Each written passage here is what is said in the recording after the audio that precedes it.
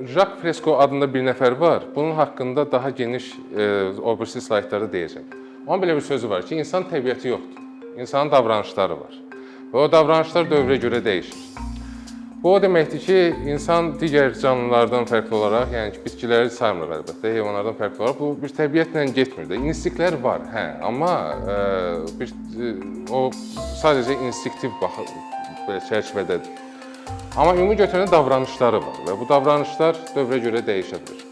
Və bu dəyişən davranışlar müəyyən bir tələblər ortaya çıxardır. Eyni zamanda müəyyən tələblər dəyişdiyinə görə davranışlar da dəyişmiş olur.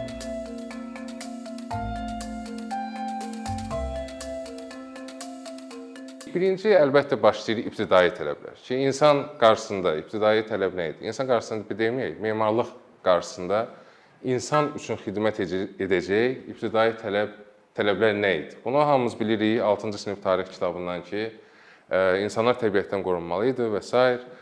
Belə bir maraqlı bir memarlıq nümunəsi var. Rəsmi olaraq ilk memarlıq hesab olunur. Bunun adı Meqarondur. Meqaron bu formada olmur tam olaraq. Fərqli formada olur. Amma bu, Türkiyədə Memarlar Odası deyilən bir şey var. Hansı ki, Azərbaycanda Memarlar İttifaqı var. Oxşar funksiyaları var. Onların loqosudur. Və burada göstərir ki, sadəcə bir qutudur və orada insanlar sığınacaq kimi yaşayırdılar. Burada fikir versəz, hətta loqonun hazırlanmasında elə forma olub ki, yanında daşıyıcı divarlar var, giriş hissəsi var və digər divarlar var. Yəni, ilkin primitiv memarlıq bu sayılırdı. Və bu insanları qoruyurdu, kifayət qədər qoruyurdu. Dolmen deyilən, bax bu tikili deməyək, amma qurğu deyə bilərik də buna. Bunlar da ilk memarlıq hesab olunur. Ümumiyyətlə, memarlıq nə cür formalaşmağa başladı? 2 dənə daş qoyub üstünü bağlayandan sonra artıq buna memarlıq demək olardı. Bu da nədən qoruyurdu? Yağışdan qoruyurdu, günəşdən qoruyurdu. Hətta biraz daha inkişaf etdikcə vəhşi heyvanlardan qoruyurdu. Əlbəttə, mağaralar var idi, amma mağara bir memarlıq deyildi, o sadəcə bir sığınacaq adlandırmaq olar, o təbii bir şeydir. Amma artıq insan öz şüuru ilə 2 daşı dik qoyub üstünü bağlayandan sonra buna artıq memarlıq demək olar. Və əlbəttə bu tələb o idi ki, insanları qorusun, təbiət hadisələrindən qorusun. Sonrakı tələblər nə oldu? Bu ibtidai tələblər əlbəttə min illərlə getdi və sonra insanlar biraz daha şüurlaşmağa başladıqları vaxtdan etibarən və daha da gücləndiyi vaxtdan etibarən başladı memarlıq qarşısında belə bir tələb yaranmağa ki, güc tələbi. Və bu güc tələbi özü də 2 hissəyə ayrılır. O da ki, inanc məqsədli günc simvolu. Bu, İraqda Zikkurat onun illüstrasiyasıdır. Yəni, insanları inancları ki, var idi, onlar nəyəsə ki, sayiş edirdilər və onlar və yaxud da insanları idarə eləmək lazım idi hansı toplumlarda. Onları cəlb eləmək üçün sadəcə bir ideya ilə yox, həm də memarlıqla cəlb eləmək olardı. Və beləliklə dini ibadətgahlar yaranmağa başladı. Hansı ki, onların möhtəşəmliyi insanları dinə çəkirdi. İnsanları hansı inanca, topluma, müəyyən bir dairəyə çəkirdi ki, insanları daha da rahat idarə etmək olsun. Və təbii ki, burada humanist tərəfləri də var, amma bir güc simvolikası idi. Yəni, dinin ibadətgahı nə qədər möhtəşəm idisə, həmin dinin, həmin məzhəbin ideyaları o qədər möhtəşəm idi. Sonrakı dövrlərdə də bu məsələlər memarlığa çox təsir edib. Amma əgər ibtidai vaxtlardan danışırsa, qədim vaxtlardan danışırsa, hə, memarlığın inkişafında tələb o idi ki, memarlığın tələbi o idi ki, insanları özlərinə cəlb eləsin, birinci növbədə din baxımından. Və paralel olaraq da hakimiyyət baxımından. Çünki yenə də insanları idarə etmək lazım idi və insanları hansısa bir hakimiyyətə, hökmdara, hansısa bir quruluşa, hansısa bir şaha, krala inanmaları üçün onların möhtəşəm sarayları olmalı idi. Və yaxud da deyək ki, balaca bir qəbilənin balaca bir daxması olacaqsa belə, o ən möhtəşəm daxma olmalı idi həmin uşaq üçün. Yəni, bu da başqa bir tələb idi memarlıq qarşısında olan ki, bu gücü göstərməlidir. Bu, Ninova'da, Assuriyada olan, hansı ki, orada çox möhtəşəm bir memarlıqlar ərsəyə gəlmişdi qədim dövrdə. Sonra var ikisi birində olanlar. İkisi birində olanda məsələn yaxşı nümunəsi də piramidalardır ki, burada həm dini tərəf var idi, həm də hakimiyyət tərəf var idi. O da səbəb o idi ki, fironlar həm Allahın oğlu idi, həm də ki, hökmdar idilər. Ona görə bax belə memarlıqlar yaranmışdı. Sonra antik tələblər gəlir. Vitruvi müəllim. Doğrudan da müəllim idi. Bu biraz Azərbaycan siyasət sənədində müəllim deyəndə. Amma doğrudan da Vitruvi müəllim idi. Nəyə görə? Bu memarlıq teoriyasını yaratmışdı və memarlıq qarşısında olan tələblər deyəndə ilk ağla gələn əslində odur. Ümumiyyətlə bu mövzu ki var, memarlığın tələbləri. Bu adətən ilk sual veriləndə cavabı da olur ki, Vitruvi üçlüyü və bu bütün dövrlər boyu gedib. Amma bu kişi bunu biraz daha akademikləşdirdi və elə bir qəlib təqdim elədi ki, bu özündən sonra əsrlərlə getməyə başladı. Eradan əvvəlki 1-ci əsrdə yaşayıb. Eradan əvvəl 15-ci ildə ölüb. Yəni bir 15 ildə yaşasaydı İsa ilə tanış olma şansı ola bilərdi. Amma özündən sonra çox yaxşı bir miras qoyub. Vitruvi üçlüyü deyilən bir şey qoyub, hansı ki bu son dövrlərə qədər, indiki dövrə qədər də gedir. Yəni bu üçlük nə olmalı idi? Memarlıq qarşısında yəni duran tələb nə idi? Möhkəm olmalı idi. Yəni binanı tikirsənsə o aşmamalı idi, dağılmamalı idi. Çünki doğrudan da memarlıq elə bir sahədir ki, burada estetika tərəfi var, amma möhkəm olmasa insan tələfatına belə gətirib çıxara bilər. Bədbəxt hadisələrə belə gətirib çıxarıla bilər.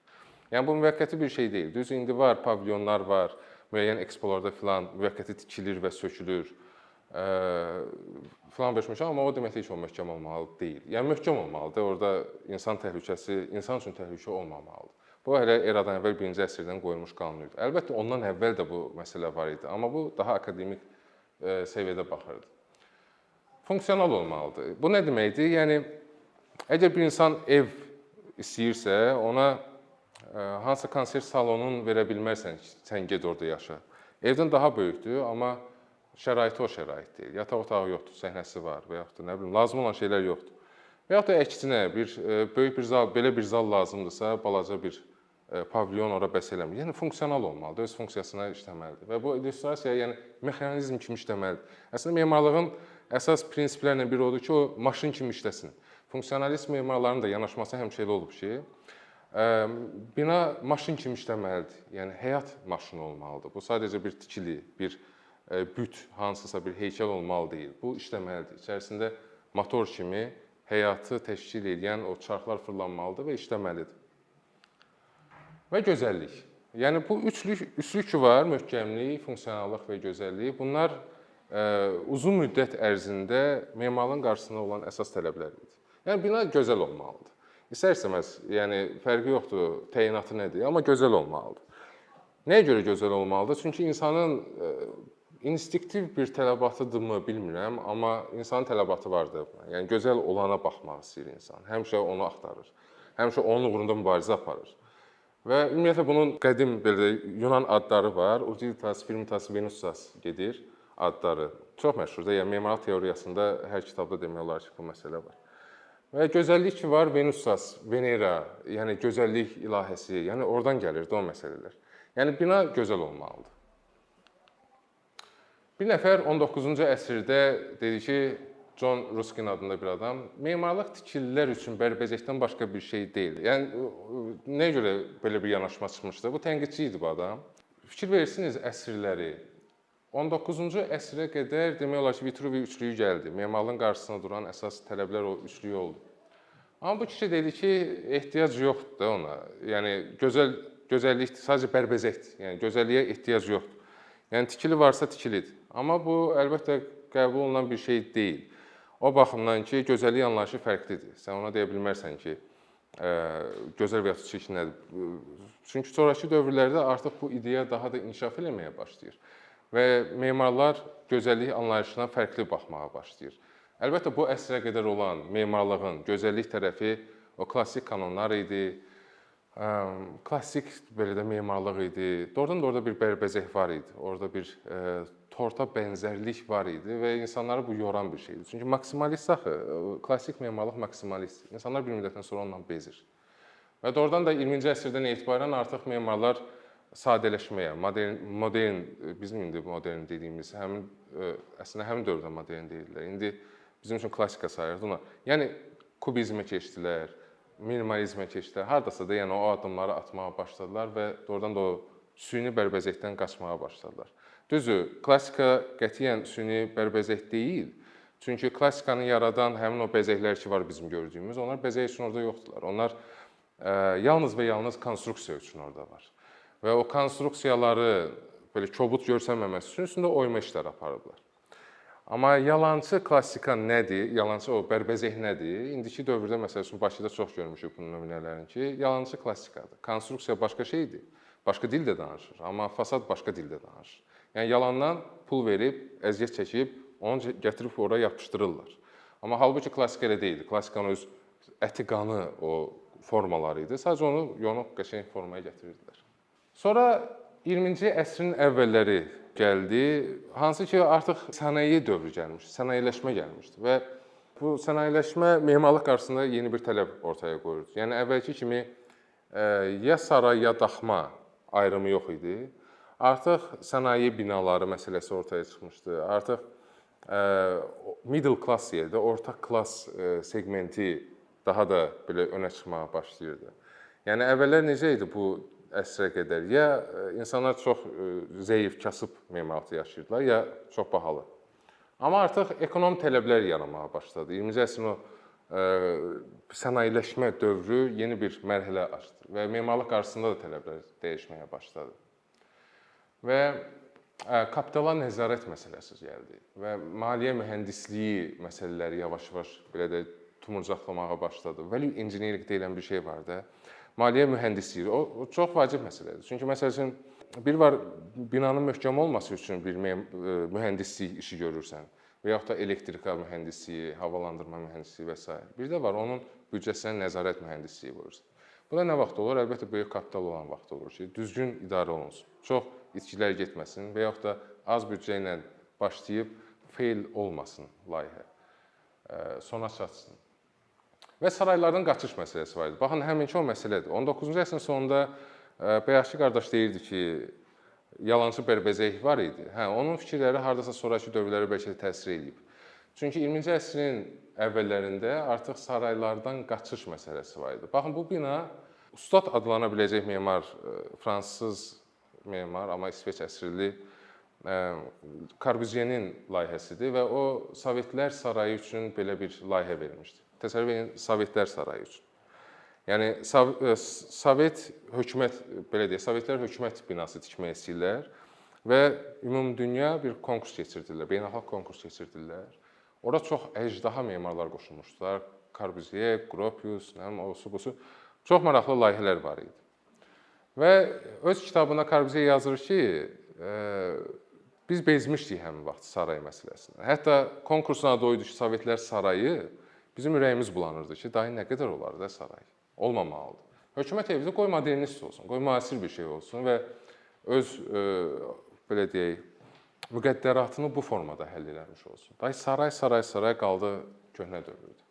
Və nəticədə seçilən layihə bu olmuşdu. Təsəvvür edin, həmin o konkursa, yəni o boyda əjdaha memarlar, modernistlər, belə deyək, yeni çağ yaradan insanlar layihələr vermişdi və yenə də saray tikilmişdi. Amma bilmirəm, xoşbəxtlikdən yoxsa bədbəxtlikdən həmin bina tikilə bilmədi, qismət olmadı. Katlavan qazıldı, belə deyək, xəndək qazıldı, müharibə başladı, dünya müharibəsi başladı və binanın tikintisi işləri yarımçıq qaldı. İndi həmin ərazidə hovuz var. Səhv eləmirəmsə, hovuz edir, o xəndəyin yerində. Moskvada üstü açıq bir hovuz olmalıdır. Sosial tələblər. 20-ci əsrin ortaları. Getdikcə necə ki, 20-ci əsrdən bu yana həyat çox sürətlənir. Həm də ki, o tələblər də getdikcə daha da sıxlaşmağa başlayır. Fikir versiniz, lap ibtidai dövrdən başladıq, antik dövrə keçdik, sonra gəldik, çıxdıq 20-ci əsrə, yəni arada böyük kusoklar var, intervallar var və sonradan 20-ci əsrin əvvəlində fərqli bir şeylər, tələblər əlavə olunur, memarlıq qarşısında olan tələblərə, ortalarında başqa tələblər olur. 20-ci əsrin ortasında nə baş vermişdi? Dünya müharibəsi bitmişdi və artıq sosial evlər və sair məsələləri ortaya çıxmışdı. Yəni, insanların dağılmış şəhərlərdən didərgin düşməsinin qarşısı alınmalıydı yalnız və yalnız sosial layihələrlə. Ki, tez başa gələn olsun, ucuz başa gələn olsun, hökumətlər bunu tikə bilsinlər, kompakt olsun və insanlar dərhal evləri ilə təmin oluna bilsinlər. Hansı ki, bu əslində indi bizim də başımıza gəlir, Qarabağa qayıdışla bağlı. Orada da əslində sosial evlər tələbatı var. Düzü, o formada adlanmır, amma hardasa sosial evlər olmalıdır ki, birinci partiya insanlar köçə bilsin. Çünki tez başa gəlməlidir, ucuz başa gəlməlidir. 20-ci əsrin ortalarında postmüharibə dövrü sosial evlər tələbat. Bax bu layihə ki var, düz bu müharibəni çox da yəni müharibədən dağılmış, taleyi dağılmış bir şəhərdə deyil, Amerikada, ölkədə deyil də, yəni Amerikadadır. Pruitt-Igoe deyilən bir sosial evlər layihəsi var idi. 1951-55-ci illərdə tikilmişdi. Çox maraqlı kinosu var bunun, sənədli kinosu var. Ora baxıb, yəni bilmək olar ki, bura necə işləyir. Yəni başa salır, oradakı yaşayan insanlar danışırlar ki, biz köçəndə necə firavan köçmüşdük, amma bir müddətdən sonra necə dağılmağa başladı. Burada sosial bir məsələ var idi ki, ora ümumiyyətlə sosial evlərə kimlər köçür? Sosial təminatı az olan insanlar köçür. Və bu fail oldu. Bu layihə tutmadı. Bir müddətdən sonra ora artıq baxım və s. heç nə qalmadı və özünü yeməyə başladı. Və nəticədə dağıtdılar, sökdülər, dağıtdılar. Və sosial ev layihələri ABŞ-da Pruitt-Igoe, Türkiyədə TOKİ və onun da haqqında çox maraqlı kino var. Bu yaxınlarda baxmışdıq memarlarla. Türkiyədə bax o məsələlər var. Sosial evlər tutmadı. Yaponiyada var. Nagakin kapsul deyilən bir şey var. Kisho Kurokawanın. O düzü böyük bir kompleks deyil, sadəcə bir binadır. Kapsullar idi, balaca, çox estetik binadır. Onu search edib mütləq baxarsınız. Onu da bu yaxınlarda dağıtdılar ki, artıq lazım deyil. Azərbaycanda MİDA var. Mənzil İstismarı Dövlət Agentliyi var. Buranın necə özünü doğruldacağı məlum deyil. Amma bütün tarixə baxanda görürsən ki, sosial evlərdə nəsə bir çatışmazlıq var. Okay, belə çıxır ki, onda bu tələb nə oldu? Tələb var. Tələb həmişə var. Yəni 20-ci əsrin ortalarından bu yana hələ də var ki, sosial evlər olmalıdır. Amma nə isə səhv edirlər. Hesablamırlar. Və bu artıq bir sual yaradır da memar qarşısında ki, hansı formada eləmək olar ki, bu tələb qarşılansın, amma o birisi nümunələr bu nümunələr kimi dağılmasın, yaxud da iyrəncləşməsin, insanları daha da pis həyatla qarşı-qarşıya qoymasın. Sosial tələb hələ də var. O baxımdan ki, artıq insanlar şəhərləşməyə çox meyillidir deyə, şəhərlərə çox gəlirlər deyə, yer qıtlığı, adam çoxluğu məsələsi yaranır. Məsəl üçün, Yaponiyada çox maraqlı bir yanaşma var ki, evləri o qədər kompakt edirlər ki, bir dostum orada oxuyurdu, o danışırdı ki, iki əlini açanda, tam açanda sağ-sol divarlara dəyir. Yəni o qədər balaca kompakt evlərə keçirlər. Düşünürəm ki, bu nə vaxtsa bizə də gəlib çıxacaq və gəlib çıxmalıdır da. Çünki kompakt ev həmişə daha yaxşıdır o baxımdan ki, insan özünü daha çox təbiətdə hiss edir də. Demirəm ki, lap balaca o boyda Azərbaycanlı orada yaşaya bilməz. Yəni şərqli insan belə deyək də, Yaponiyada şərqdə, amma bu qədər bizim kimi deyil də. Biz öyrəşmişik böyük ailə və s. belə. Nəysə ki, bir kompaktlıq o, sosial tələbi hələ də var və onu necəsə memarlar işləməlidir. Sonra nə gəlib? 21-ci əsrin əvvəllərində ekoloji tələblər yaranmağa başladı. Yəni, belə deyək də, antik tələbləri qoyaq bir kənara, Vitruvidən bu yana götürsək, möhkəmlik idi, funksionallıq idi, gözəllik idi, sonra ekonom məsələsi var idi, sosial tərəf var idi, artıq ekoloji tələblər var. Yəni, bu da artıq qəlibləşmiş bir yapışır sanki bu siyahıya. Bu da nə cür oldu? Trendlər yarandı. Yalnızca 20-ci əsrin əvvəllərində, 21-ci əsrin əvvəllərində ozon təbəqəsini dağıtdıq, yəni buzlaqlar əriyir. Düz bu məsələlər hələ də var, realdır. Nə bilim, təqvimin sona çatır, qiyamət şamları falan çıxmışdı. Yəni insanlarda bir qorxu var idi ki, dünyanı dağıdırıq. Biz nə edirik? Biz hara gedirik? Və memarlıq qarşısında yeni bir tələb qoyulur ki, hə, sən həm də ekoloji olmalısan, dünyanı dağıtmamalısan. Məsələn, Bosco Verticali deyilən bir bina var, Milandadır, 2014-cü ildə tikintisi başa çatıb, maraqlı binadır. O, vertikal garden edib, vertikal bağça edib, binanın bütün hər mərtəbəsində yaşıllıqlar var. Amma bu nə qədər təbiəti qoruyacaq, bilmirəm. Yəni, o ağacları həyətdə də əkmək olardı. Yəni, bu tam ona cavab deyil, mənə görə. Yəni, green architecture ki deyilir, yaşıl memarlıq, əla şeydir, estetikdir, amma dünyanı xilas edən bir şey kimi inanmıram ki, işləyir. Və gələcəyin tələbləri nədir? Hansı ki, gələcəyi sadəcə biz təsəvvür edə bilərik, amma faktiki işlər görülən layihələr də var. Məsələn, Asgardia layihəsi var. Bu, Igor Aşurbəylidir bu şirin dayda, çox şirin dayda. Və bu, Azərbaycanlı dəstək. O kosmos krallığı deyilən bir şey yaradıb. Asgardia kosmos krallığı. Çox maraqlı bir şeydir. Milyondan çox insan oranın artıq vətəndaşıdır, sayılır. O nə etmişdi, nə edib? Bütün araşdırmaları və işləri onun üzərinə qoyur ki, insanlar kosmosda yaşasın. Və hətta belə bir söz də var ki, dünyanı çirkləndirməmək üçün kosmosda yaşamaq və ümumiyyətlə insanların rifahı üçün. Yəni bu artıq yeni bir tələb qoyur memarlıq qarşısında. Gələcəkdə yəni mütləq şəkildə düşünüləsi bir tələb qoyur ki, kosmosda yaşam necə olacaq? Necə olacaq? Yəni bundan sonra ümumiyyətlə bu gələcəyin tələbləri ki var, axırıncı paraqraf. O artıq teoriyalar üzərinə qurulur. Amma faktiki iş görən insanlar var.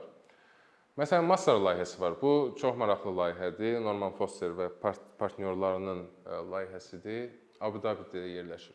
Karbon neytral və sıfır tullantı şəhəri. Bu elə bir şəhərdir ki, burada heç bir enerji kənardan alınmır, heç bir su, elektrik, qaz və yaxud başqa təbii sərvətlər kənardan alınmır. Hamısı öz üzərinə istehsal olunur və heç nə kənara atılmır. Və bütün o zir-zibil hamısı öz içərisində əridilir, istifadə olunur bir enerji kimi. Və bu da insanların rifahı üçün tuşlanmış bir layihədir. 2014-də bitməsi planlaşdırılırdı, amma mən bilən hələ də bitməyib və üzərində işlər gedir. Yəni maraqlı bir konseptdir ki, gələcəyin şəhəri necə olacaq və bu gələcəyin şəhərində memarlıq qarşısında tələblər nədir? Yəni bu layihəni incələməklə, əlbəttə indi bizim vaxtımız yoxdur da detallarına girmək. Təxmin eləmək olar ki, gələcəyin tələbləri nədən ibarət olacaq? Yaxın gələcəyin tələbləri. Jacques Fresco, bayaq bunun sözləri ilə başlamışdıq təqdimata. O da nə edir? Nə edir hətta? Venus Project deyilən bir şey yaradıb, Venera layihəsi. Bu da alternativ iqtisadi model qoyur şəhər üzərində. Burada işləyir həm IT tərəfindən mühəndislər, həm memarlar, özü memardır, həm də ki, sosioloqlar işləyirlər ki, gələcəyin şəhərini qursunlar. Yəni artıq memarlıq qarşısında olan tələblərdən sonuncusu, belə deyək də, indi bizim müşahidə etdiyimiz odur ki, artıq human friendly, yəni insan dostu şəhərlər yaratmaq. Və metaverse məsələsi var. Buna dəymədən keçmək istəmirəm. Çünki hal-hazırda insanların kiçik qismində olsa yaşadığı bir meta dünyalar var. Hansı real dünya deyil. Və buna aid çox maraqlı bir kino var, onu məsləhət görürəm. Baxın, Ready Player One adındadır. Steven Spielberg'in kinosudur. Əjdaha kinodur. Orada da nədir? İnsan göstərir ki, həyatı var, amma o həyat onun üçün maraqlı deyil.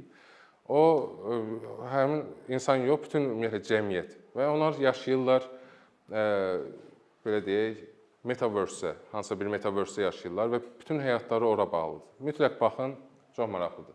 Və bu, belə bir tələb qoyur hardasa memarlıq qarşısında ki, okey, əgər hamı köçürsə metaverse-ə, oradakı memarlıq necə olacaq? Oranın fizikası tamam başqa cürdür. Oranın estetikası başqa cürdür. Oranın hətta mədəniyyəti formalaşmağa başlayır. Okey, bəs memarlıq necə olacaq? Ənənəvi memarlıq nə olacaq? Vitruvinin o möhkəmlik məsələsi getdikişinə. Çünki hər şey digitaldır, yəni ki, möhkəmlik onsuz da var. Onda başqa hansı tələblər çıxacaq? Estetika necə formalaşacaq? Təşəkkürlər.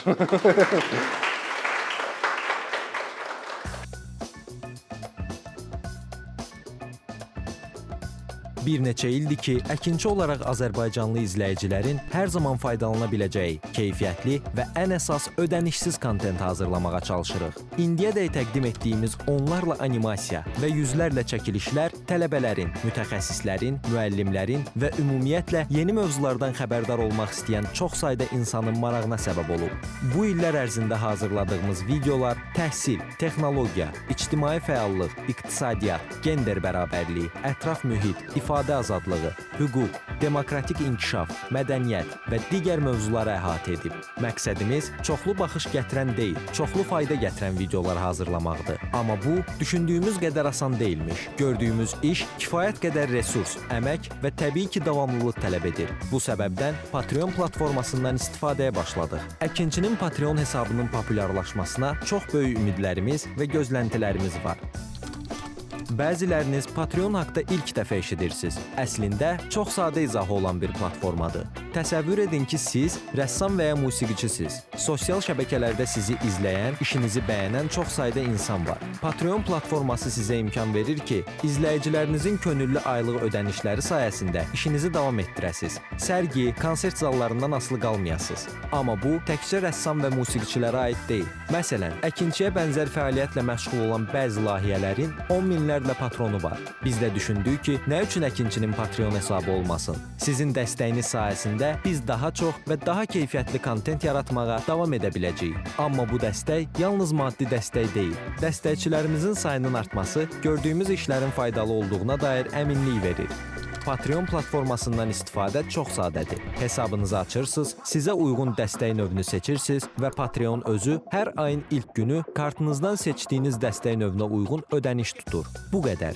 Sonda onu demək istəyirik ki, dəstəkçilərin sırasına qoşulmaq istəyən, amma məhdud imkana görə bunu edə bilməyənlər narahat olmasın. Daha öncə dediyimiz kimi, bizim əsas məqsədimiz daha çox insanın hər zaman faydalana biləcəyi keyfiyyətli və ödənişsiz kontentin yaradılmasıdır. Bunun üçün mütləq patronumuz olmalısınız deyə məcburiyyət yoxdur. Amma imkanınız patron olmağa çatırsa və bizim işimizi bəyənirsinizsə, patronlarımızın sırasına qoşulmağınız bizim üçün çox önəmlidir.